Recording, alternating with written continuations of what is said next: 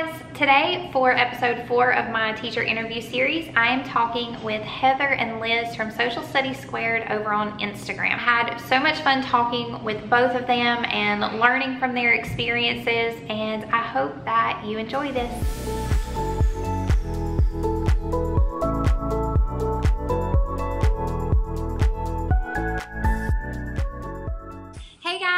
Today I'm with Heather and Liz from Social Studies Squared over on Instagram, and we're going to be talking about how they started their Instagram, all things social studies and social studies electives. So yeah, hey ladies.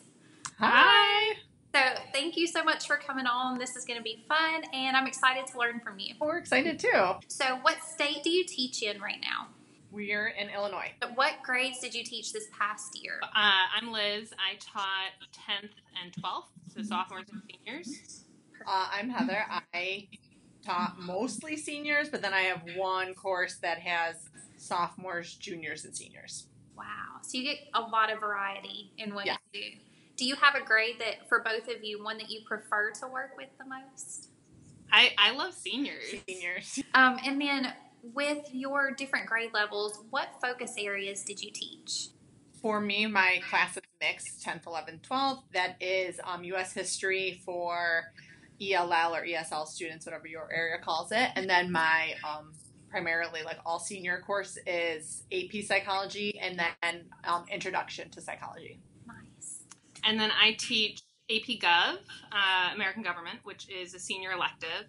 And then I teach sociology, which is, you can have a handful of juniors, but it's mostly seniors. And then I teach urban studies, which is 2 different semester courses. One's a history class, and then one's a kind of a contemporary urban issues class. And that's mostly sophomores. Again, every now and then you might have, I had a senior this year, you might have a junior or senior, but it's mostly sophomores. I'm always fascinated on your Instagram, all the lessons you're posting, and I'm like, wait, you can do these kind of classes as a history teacher? I didn't even know that was an option. So that's cool. What is your favorite one to teach for both of you? And my students will tell you this, I'm guilty of so many days being like, oh, this is my favorite lesson to teach, and so many different things, because I get so excited for whatever the content is that day, regardless of what I'm teaching, because we both have social studies endorsements for teaching, so we can kind of teach everything. And over the 13 years I've taught, I have taught everything. So my favorite thing at the end of the day that drives my passion, that I'd probably be crying if it came off my plate, would be AP psychology. And it's not even just the kids, it's it comes with a community as well. And so that's kind of my passion. And I would say mine is probably sociology.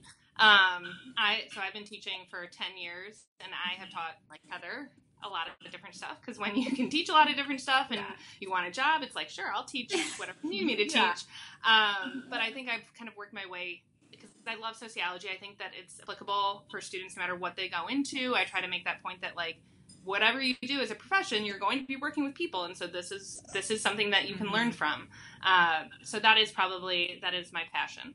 That's awesome. Do you like teaching AP classes? Is advanced placement something you want to stay with? For me, definitely. Just the content and the kids push me to keep learning. Sometimes you have groups that just aren't asking the questions, and you're like, okay, this is what I've done, I won't push it too much. But then you get to AP Psych or any AP course, and the kids are asking questions. I'm like, I've never thought of it that way. And so I like that challenge. I mostly love it, again, for a lot of the reasons Heather described. But I also struggle with the set curriculum and that you have to teach these things and you can't deviate from them. And AP Gov has just gone through a redesign, so it's here are the specific Supreme Court cases, here are the documents you need to teach. And I just struggle a little bit with that, because I want the creative freedom to connect the things how I see them. At my old school, I taught AP Comparative Government, and we taught it over a year, so there was a lot more, even though we still had to follow the curriculum, we had a lot more time, so we could do more interesting things, whereas where we teach now, AP Gov is a semester course, and it is a lot of lecture, and so I think that's where I kind of have a hate relationship with AP, is just how controlled it is. We kind of just talked about this, but do you have state standards with those courses that you have to follow and kind of that rigorous curriculum that you have to follow? How do you feel about that? And Liz, you already kind of answered that, but yeah. And for the other classes, we don't. In Illinois, we don't have like a framework. Where my first teaching job was in Massachusetts, and there was a framework, and it was like, this is what is in U.S. history. This is what you need to teach. And as a first-year teacher, it was like, oh, this is kind of nice that this is. And I was teaching at a charter school that didn't have a curriculum for U.S. history, so I was creating the curriculum as I was teaching it. So like that was nice, but I think it's since we've been teaching for a while, it's nice for some of our classes to not have that, and so we have the flexibility to do what we want. Social studies uses the NCSS C3 framework. Our school districts that we have worked in and stuff like take that state standards and then use it to guide the curriculum maps that our own school uses. And here where we are, we've kind of designed and created our own curriculum maps based on experience then, which was rooted in standards. So it's not that we don't use them, but... And I know with sociology, because I feel like sociology is not an elective every school has, and it's not always the most popular elective. But the American Sociological Association, there was a group of high school teachers and I think college professors that wrote standards. So whenever I have to do anything in align it with standards, I always do that because I feel like that's the most true to that discipline. But there's not, again, we're not forced to follow, like we don't have to submit lesson plans with, standards and everything. We both have been on like curriculum writing teams for districts in our current district that we've worked for. And so one thing, whenever you're writing that curriculum map is kind of, at least I keep in the back of my mind, could a first year teacher who like maybe didn't have a mentor, whatever it was, could she take or he take these lessons and then follow through with them, or just not lessons, but the curriculum map itself, and then follow through and obviously create their own stuff. I never would want anything to be lockstep, but could they use that? Okay, so do you have a glow from this past year, something where you felt like you really shined and it was a really good point for you? We were reflecting on this was, and I think I also think that, and I don't know if it's being a woman or I don't know what it is, but it's really hard to think about like, it's very easy to be self-critical, and it's very difficult to think about like, oh, what did I do well? And so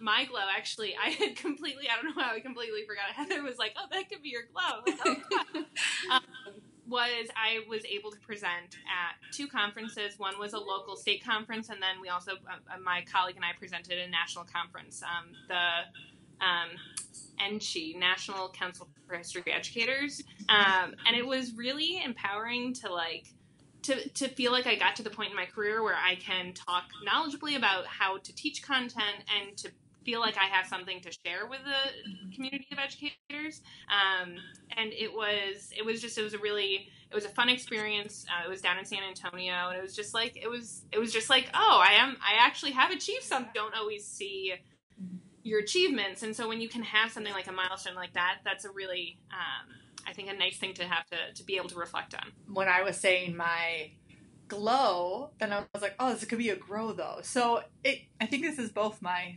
glow and grow. I've always, even since my first year teaching, forever, I've like loved reading, loved finding readings to add to my content. And so it's probably why I think I geek out over so many of like the English teachers who post like, oh, we're doing this book. I'm like, I loved that book. So this past year, a colleague and I, we both teach the U.S. history ELL class. We call it language assisted here. And so, and when I was telling her this, I'm like, I've always kind of wanted to add a book. She's like, let's add a book to it. And so we did it. We're lucky we have a small class, and we just did it as like a read aloud together. It lasted about a month, and we're on block schedule. Probably did like 30 minutes out of a 90-minute block working on the book for about a month. But we did some really fun things, and it was such a great glow seeing them at the end, near the end of the book, starting to volunteer to read out loud or answer questions was definitely a glow. But of course, my grow then comes with, oh, I could have done that day better. I need to structure this differently. And so, like maybe it's just the profession. Yeah. Like, my glow is my grow. Yeah. I love that. Like, incorporating a book into my history course is goals. Like, that is the ultimate goal. I want to do that so bad. And you're right. As a teacher, everything is a grow. We can grow in everything. So hard. Did you have a grow this year, Liz? So I think mine was actually AP Gov, just kind of in general. So it was the first, I had mentioned I taught the other AP government class in my old school, but this being a semester course, and like I had never taught U.S. government before, so it was like, and I had majored in political science, so it was me relearning a lot of the stuff, and then it was like every day I spent so much time like trying to make it meaningful for students, and I felt like a lot, and again, they were good students, but I felt like at the end of the day, I was like, well, how could I have done that better? How could I have made this more engaging? And I kind of felt like that was one area that I really wanted to improve upon, because I felt like it was just me lecturing a lot of the time, and because I felt like I had to get through all the content. But that at the end of the day, I hate lecturing. It's like I want students to be doing something. I want them to be working. And so I think that was kind of my grow, is, making that class, given all the other constraints, more of my class. And that's like a consistent theme with talking to history teachers. Like, how do I find that balance of the requirement and what I really want to do and what students really enjoy? You've kind of talked about this with AP Government, but what are some challenges that you face in the content areas that you focus on, and what advice would you give for teachers who are moving into those AP courses?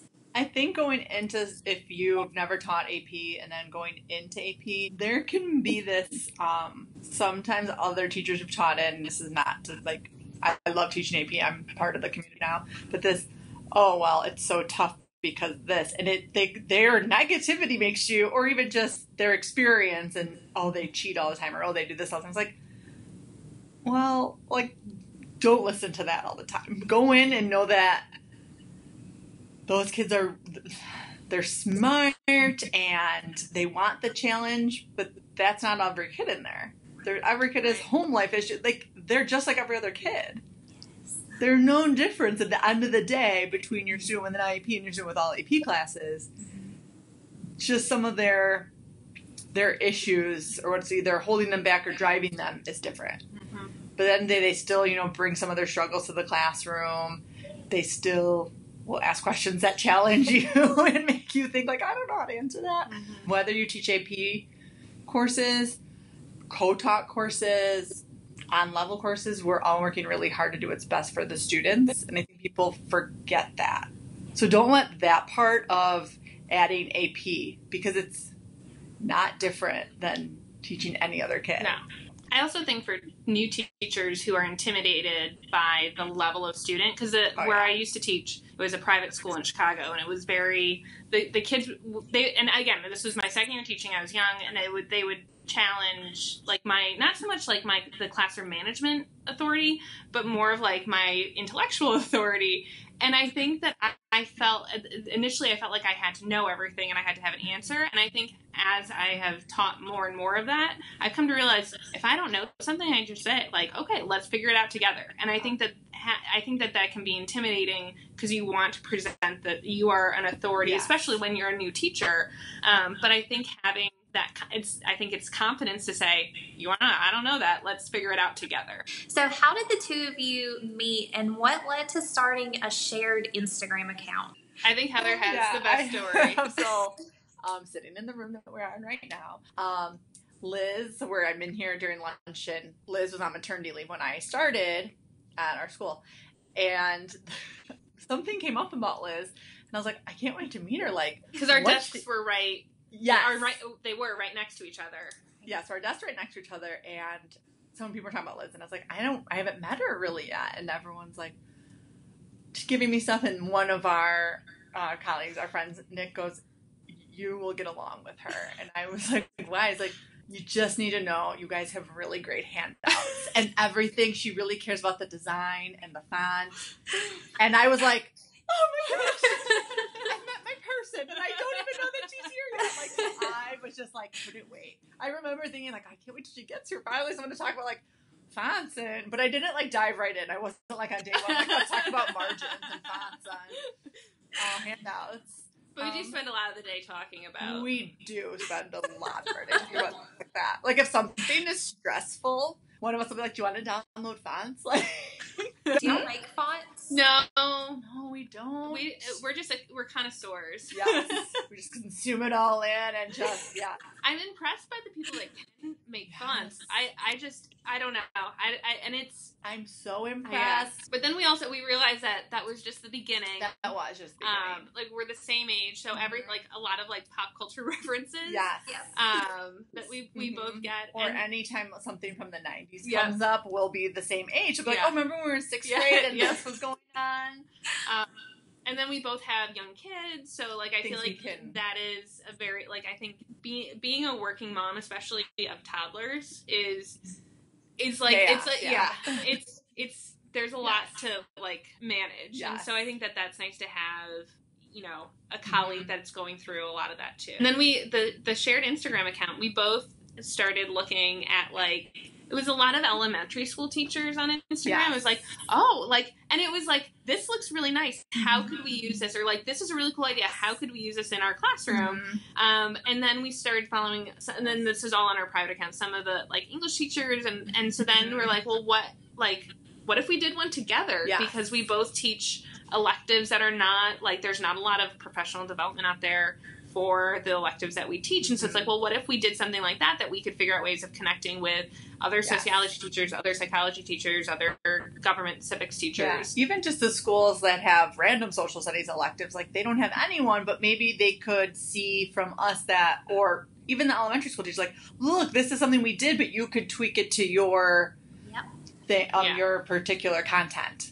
And I have to say, I mean, one of the things that is the Australian teachers on. I love them. Wow. I love them. Yeah. And it's like a lot of them teach, and I want to find out more about it. But of course, it's like sociology, and so it's great to see like what they're doing, and it just is. And so I think that the teacher Instagram community is just really rewarding. Like I feel like it's a very positive place. I find myself, I think we both talked about how we spend a lot of time not on our personal one but on our teacher one, because it's just so much more positive and like supportive for the most part. Yes. I think I've posted on my personal account like twice in the last year, so I just kind of shifted my life to this. Yeah. And it's so rewarding.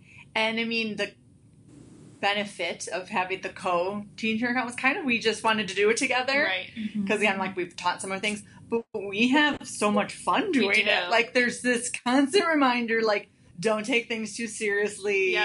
We're laughing, and a lot of the pictures we take, it's like we make a bit like we make fun of ourselves while we're taking, because everyone in the office thinks we're like even this we're like, oh, we're getting interviewed for our teacher Instagram. Everyone thinks it's hilarious. But it's a nice Instagram husbands, if you've ever seen that like meme, that video out there where like the husband is like climbing on a roof to get the perfect picture. We have two of those people that we work with, and it's just so like fun. Like it's just we love it. It definitely put some fun back into teaching for me. Yes. Yeah, it's nice to hear that from you. And I love that you were bringing in like psychology and sociology, because you're right, you don't see that. I mean, social studies is growing, but still that psych and sociology, y'all are bringing that to the table and it's not really there. The psychology community is pretty strong, but maybe we feel it's strong because we're in the Chicago area. It might not be in other places. So if we can use Instagram to reach out to other teachers who don't know that these things exist. Like I went to a conference and just put in one of our comments, like, feel free to DM me if you want this Google folder.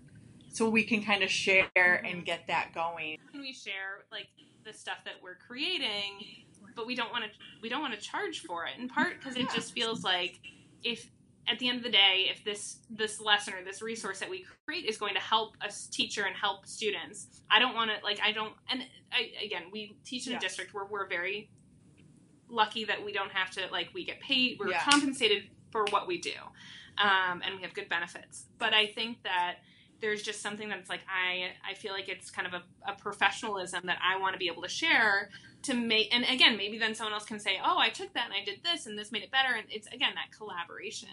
And that's real collaboration. That's like the true use of the term. So that's really good.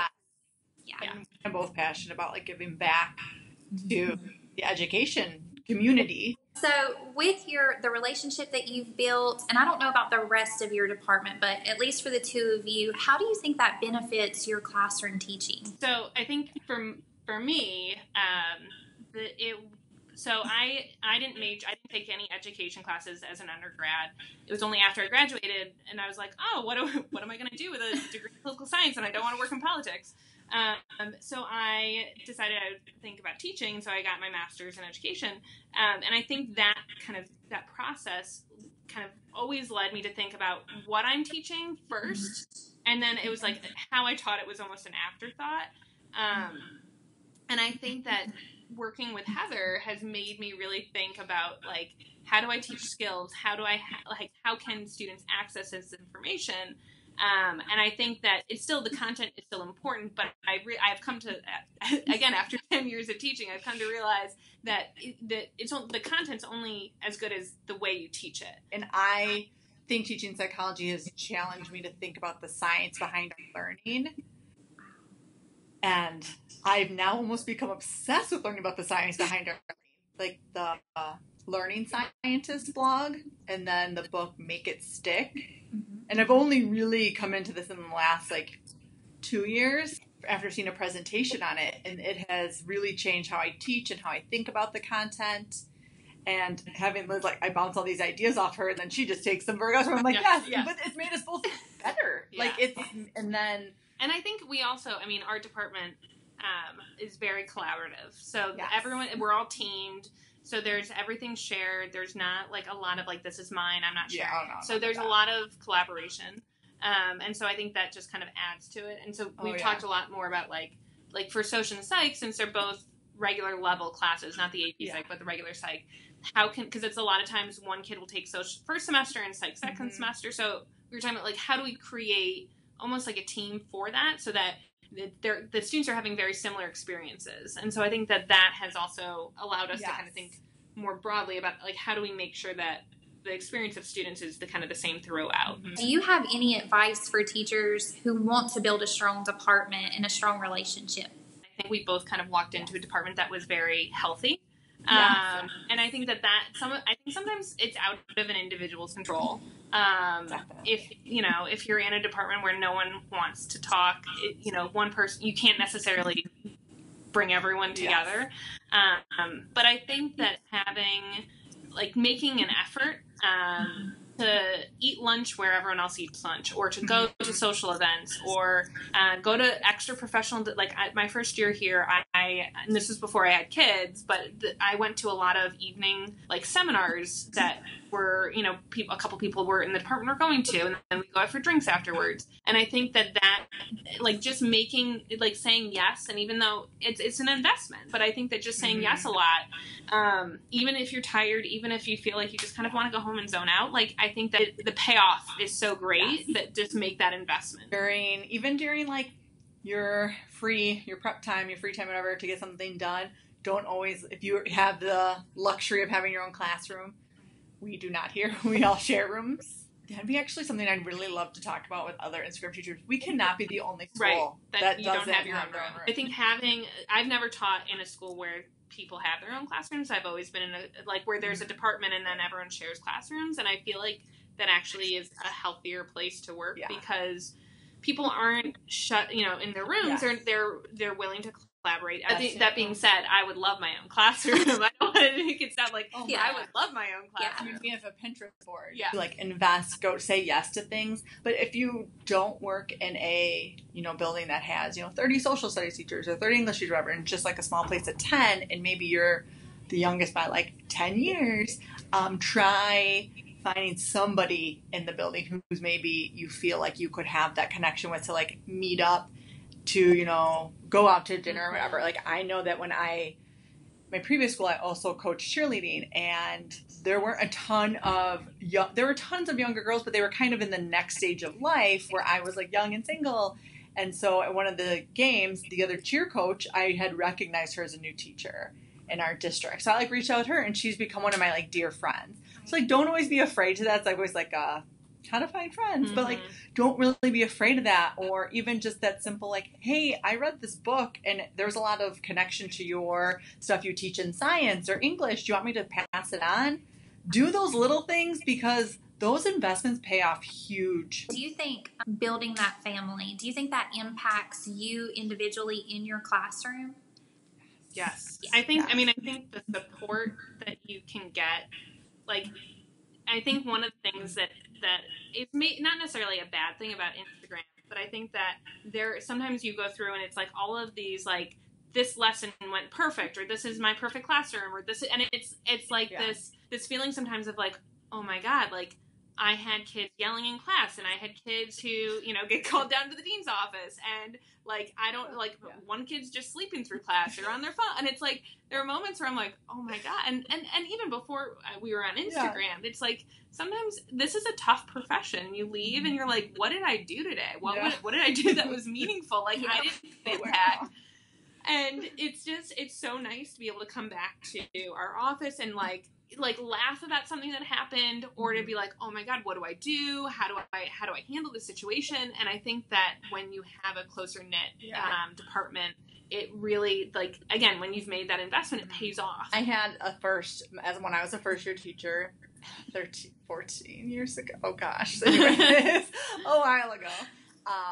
My former department chair at my old school, love him so much. He was just such a great mentor to me, because I had a class and I think there was like a cheating thing kind of going on. Not so much. It wasn't like on a test. It wasn't even something, I totally don't even remember all the details. So those of you who are stressing about a detail right now as a first year teacher know that 15 years later you won't remember it. And I just remember him telling me, like, when kids are doing, high school kids, you don't want to get in the argument with them. Don't put yourself in arguments if you don't have to. And the kid, and now, okay, it's kind of coming back to me. The kid was like, well, I'm going to rewrite it for full credit. I'm like, okay, because he must have like copied something in a writing assignment. And so I was like, well, I have to think about that, because I really just didn't know what to say. Go to my department chair, tell him a story. He's like, oh, just tell the kid you're going to take it to the committee. And I was like, we have a committee here about this? Like, I'm like, oh my God, I don't know anything. So he's like, just make up a committee. Like, they don't know. Gosh, I hope my students don't watch this video, because I still have a committee. It's real now. It became real. Well, it did become real, and you kind of, whatever happens in your class, and it could be something where a kid was tardy so many times, and they're like, if I have one more tardy, I can't go to this or whatever, and I want to get out of it, and you can kind of, instead of arguing about it, you can say, let me take it to the committee. And sometimes the committee can bring you down, or bring you down from your anger of like, this kid cheated in my class, whatever it is. The committee can be like your 3 favorite people in social studies department. It can be an English teacher and a math teacher that you sometimes eat lunch with. So the committee's there. It's just not like a permanent committee. It's fluid. Yeah, it saves me all the time. A kid will be like, well, can we get extra credit? And I'll be like, well, I gotta take that to the committee. And I usually go, can you put that in writing so I can bring it to the committee? Yep. 1, half the time they do not want to put things in writing, so then it never becomes an issue. But 2, the committee can be like, good point by the kid, and then then you see it from an adult. You talked about it. Yep. Create a committee. Yeah, I love the committee. The committee. I need a life committee in my house too. Right? Oh yeah. To the toddler. I'm sorry, I have to go to the council or the committee.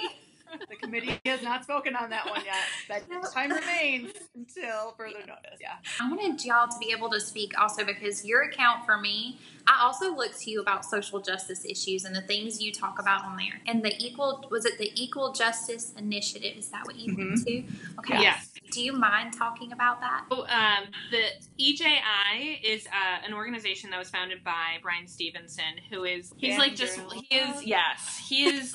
he's just, whenever I talk about him in class, I always just say, like, he's just, like, my favorite person. He's such a good human being. And so I think it was founded in the 90s. The whole idea was to get, like, youth that were incarcerated or people who are on death row that are, unjustly there or are there but shouldn't, for some reason they committed a crime but they shouldn't be on death row. It's kind of working to talk about how we treat the incarcerated, the disenfranchised, the disempowered. And so a lot of it was legal, and then it's based in Montgomery, Alabama. And I mean, and there's a lot of Ryan Stevenson's like all over the place. His book All Just over. Mercy is amazing. Like, it's heartbreaking. Add that to your list. Yes. Okay, I'm gonna have to. I'll link it down below too. I've seen that book around. I need to read Yes, it. I think Too Cool for Middle School read it recently and posted it, and then a couple other people posted it.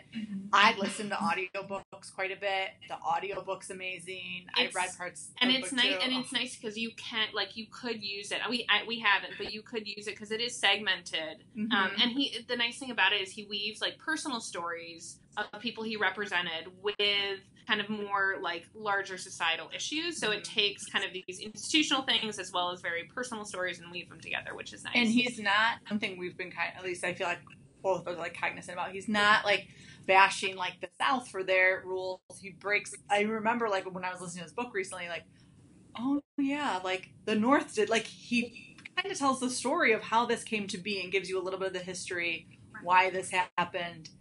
Just if he's doing something and it's in your area, go. I've heard him 4 times now, I think. I always leave and I'm like, I want to quit and I want to become a lawyer and I want to like represent, and then it's like, I need to get back to reality. But I think that his message is so powerful, but he presents it, he is in such a heartfelt way that I think that for students, his TED Talk is also amazing. I show that every year in sociology.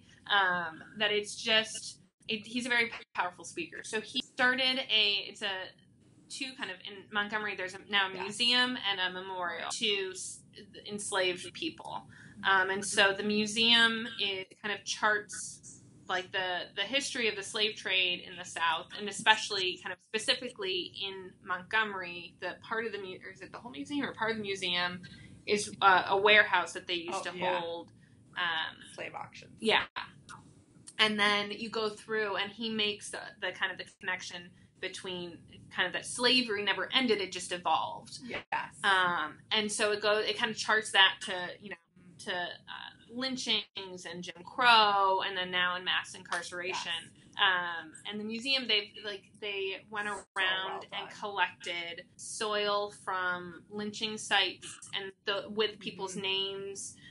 It is emotional. It is, And then the memorial, I think, is also very emotional. So the memorial is, so he has a 60 minutes where he explains kind of even the process of what they were thinking when they did the layout, and it's all these different beams that have the counties and people. It's each beam represents a county in the United States.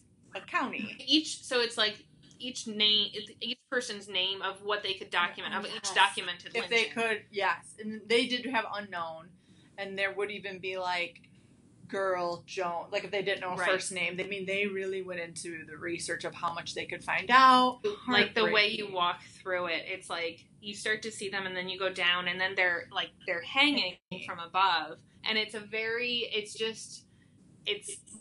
emotional, and it's a very I don't know how to describe the experience. Like it's this overwhelming sense of how could this happen? Yeah. And we we know. Yeah. So it was definitely, I highly recommend everyone at some point going to see it. And so we were there for the opening weekend, which was open to the public. It wasn't like a special thing we were invited to. Yeah. Our district, we paid our own way, but our district was kind enough to cover subs for us. So we were able to, it was a professional development. And so the two of us and then another colleague went down, and they had actually 3 other colleagues. Yeah. There were 5 of us. And so they had panel discussions. Ryan Stevenson's brother class too, and he's in psychology and child development. So it was a lot about discipline and who gets suspended and expelled and how schools and it's our implicit bias. So it was just really good. Kind of we have implicit bias. We need to acknowledge it, learn from it, try to stop it, and then kind of help others. And we both teach a lot about implicit bias in our classes because the content lends itself to it. Right. So that becomes easier for us to teach social justice because the content lends itself to it. We work in a diverse school, so that helps us teach social justice as well. so necessary. I'm glad you got to experience that, and thank you for sharing it. Someday, I hope I get down there. So, Yeah, that's awesome. For people who may not have the same courses that you do, or maybe even the same diversity within their schools, do you have any advice for trying to incorporate social justice in the classroom? I think the biggest thing is kind of know where you are, and know what is capable where you are. Mm-hmm. I think that,